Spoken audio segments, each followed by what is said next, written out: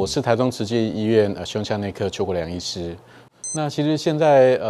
很多人都会有打呼的这种症状了哈。那打呼我们能说的就是说病人正在睡觉，那到底他是不是睡得好，睡眠的品质怎么样？这就另外一个问题。其实很多人在这个睡着之后，身体放松、比较疲倦的时候，我们的上呼吸道就会有一些松弛，所以就会产生震动，就会打呼。那如果轻微的打呼，它没有影响到我们的这个身体的其他的功能的话，实际上是没有关系。那也许是吵一点，家人稍微忍耐一下就好。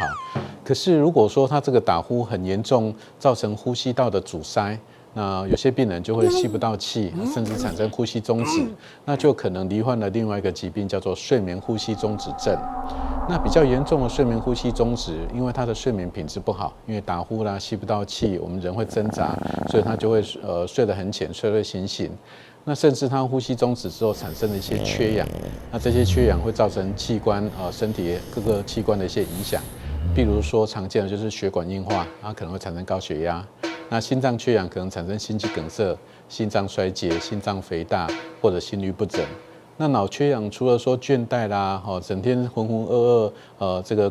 工作生活受影响以外，可能甚至产生中风的这些风险。那很多的医学研究也显示，它可能血糖会控制不好，甚至一些